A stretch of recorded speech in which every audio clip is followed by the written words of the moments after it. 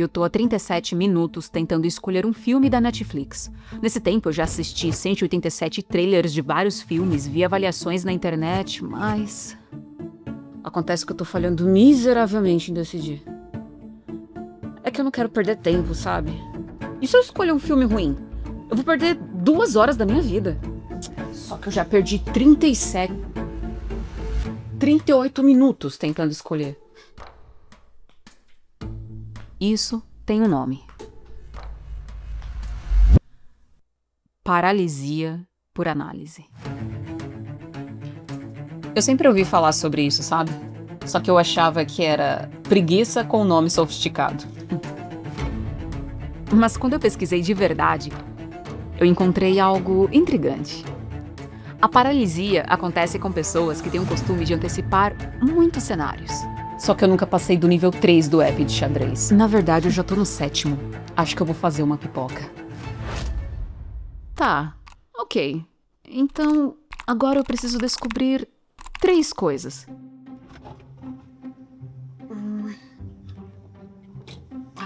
Por que o cérebro trava exatamente quando mais precisa funcionar? Como a ciência da decisão explica o travamento? Tá aqui. E o que os dados dizem sobre como sair desse ciclo sem depender de força de vontade, porque, olha... eu não consigo nem decidir o que assistir no final de semana se eu uso óleo ou margarina na pipoca. Imagina começar um projeto de vida. Existe uma ideia clássica em psicologia. Mais informação deveria gerar melhores decisões. Parece lógico, certo? Mas só até certo ponto. Depois disso acontece o oposto. É como tentar encher um copo com um balde de água. Vai reter água até certo ponto, depois transborda. O cérebro entra em sobrecarga e trava. Você simplesmente não consegue decidir e fica num loop eterno de buscas, julgamentos e avaliações de diversas possibilidades para cada escolha que tomar. E no final, você simplesmente não toma decisão nenhuma. Ou toma a pior possível.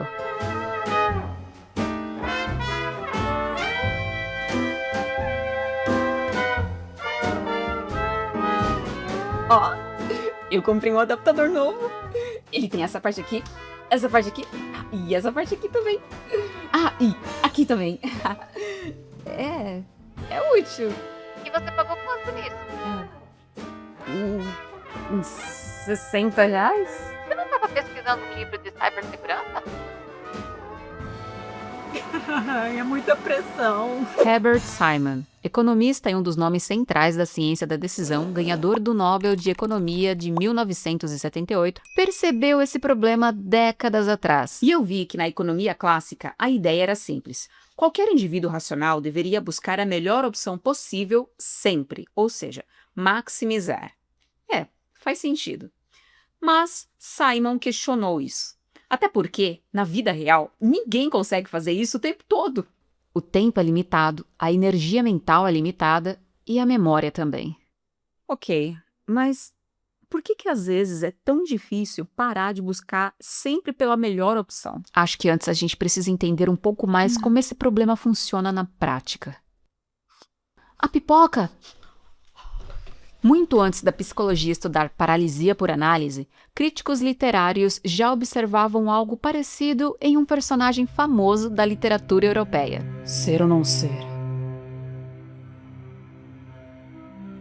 Eis a questão. Eu estou falando de Hamlet, do poeta, dramaturgo e ator inglês William Shakespeare. Hamlet recebe uma informação simples. Seu pai foi assassinado. O culpado é seu tio que quis tomar o trono. A missão é clara: vingar a morte de seu pai, o rei. Então ele resolve criar uma peça de teatro para testar a reação do novo rei, o seu tio Cláudio. Funciona, o rei reage, a culpa aparece. E mesmo assim, Hamlet continua sem agir. Mas por quê? Na prática, isso lembra um padrão clássico da paralisia por análise. transformar a coleta de evidência em substituto da ação. Ou seja, quanto mais itens, informações, por exemplo, eu tiver, mais desculpa eu vou ter para não agir. Cara, isso é muito pequeno. Depois vem o perfeccionismo moral. Hamlet encontra o rei sozinho, vulnerável e não mata, porque o rei está rezando. Então, Hamlet pensa: mas se eu matar,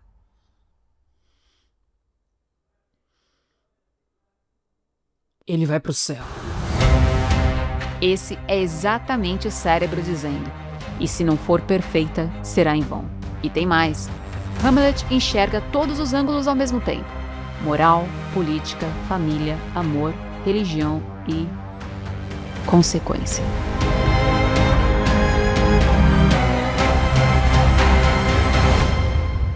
São muitas vias para Hamlet processar. Mas a pergunta que fica é: e como isso aparece em laboratório?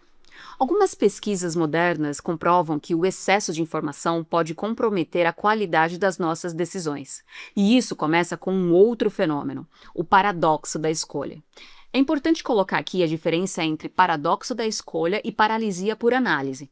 Embora os dois caminhem juntos, os dois atacam o processo de decisão por ângulos diferentes.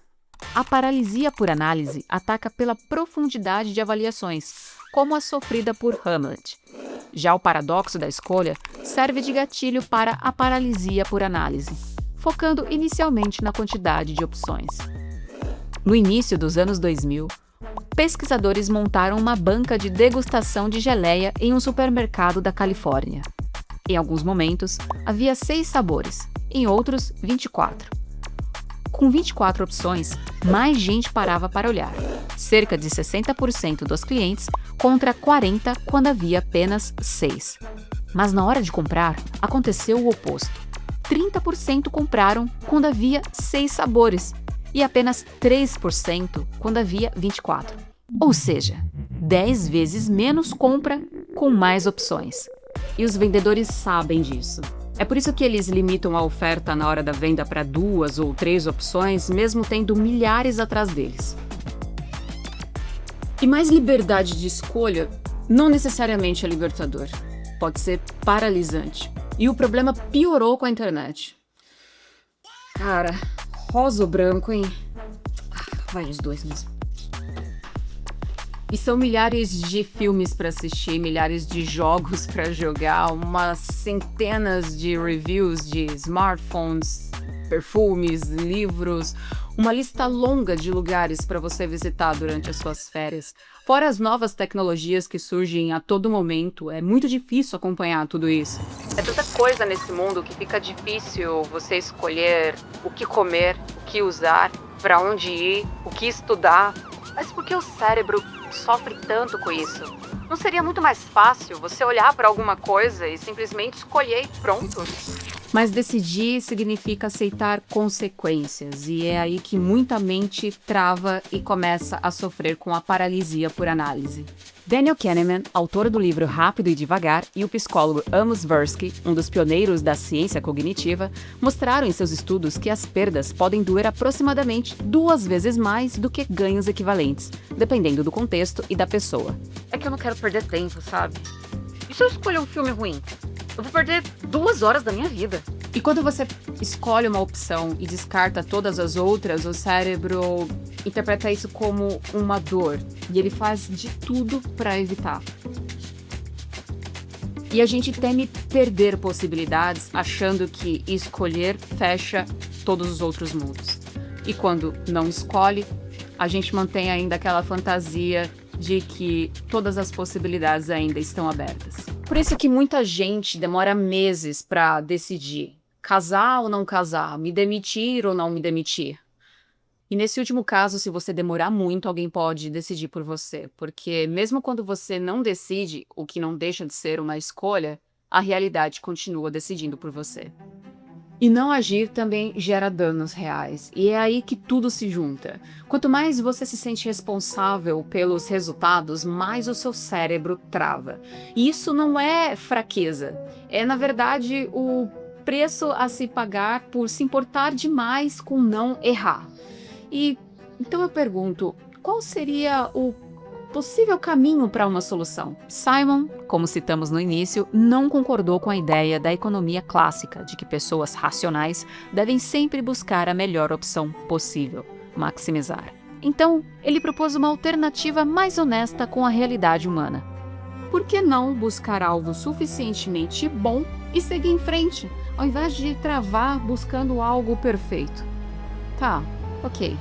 Mas ainda assim, maximizar me parece o melhor caminho. Porque quando você maximiza, você tem mais opção, mais comparação, mais certeza. Logo, a melhor escolha, certo? Depende.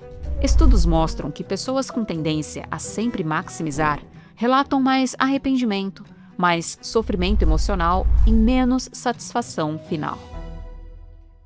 Oh, droga. Tá, eu acho que tudo tem a sua dose certa, né? Eu já entendi que sobrecarga cognitiva dificulta a tomada de decisão. Então, eu tenho que estimular o oposto. Bom, como primeiro passo é não esperar a perfeição para começar. E eu acho que isso faz total sentido, porque caso contrário eu nem teria começado esse vídeo. Eu nem o cabelo arrumei e eu não vou nem falar da maquiagem. Mas isso vai de encontro com o que Simon propôs. O bom o suficiente já move. Uma decisão 80% boa tomada hoje pode ser muito melhor do que uma decisão 100% perfeita, só que tomada tarde demais. Isso nos leva para mais um passo, que é aceitar o erro como algo natural e não julgar esse erro como um fracasso. Isso é bem difícil. Mas é importante lembrar que muitas das decisões que tomamos hoje podem ser modificadas ou alteradas ao longo do processo. Nada é definitivo. E errar, como eu falei, é natural, faz parte do aprendizado. E é disso que se trata, sabe? Movimento sem julgamento, aceitar que errar é natural, é a melhor forma de chegar à descoberta. E agora o nosso último passo, que esse eu também considero bem difícil, principalmente para quem gosta de considerar todas as possibilidades antes de tomar uma decisão, que é limitar as fontes de pesquisa, ou possibilidades, ou opções. Isso é muito importante. Nós já aprendemos que o excesso de informação pode causar confusão, logo impactar na qualidade das suas decisões. Então, estabeleça aí de 3 a 5 fontes, por exemplo, ou um número de acordo com a sua realidade. Mas faça isso, estabeleça um limite para que você consiga tomar as suas decisões o quanto antes. Pensa aí nos seus projetos que estão parados, o quanto deles aí estão esperando para que você tenha o melhor momento, a melhor ferramenta, o alinhamento dos planetas para começar. Podem nem acontecer. Ah, vai esse filme mesmo. E você, já se pegou numa paralisia por análise? Conta aqui qual foi e como você conseguiu reverter a situação. E se esse vídeo fez alguma diferença para você na forma como você olha para sua própria mente, comente, me siga, porque é sobre isso esse canal. É sobre falar e entender sistemas que podem influenciar na nossa vida. Frederico, acorda. O filme vai começar, Frederico. Bora! Oh, meu Deus, gato preguiçoso.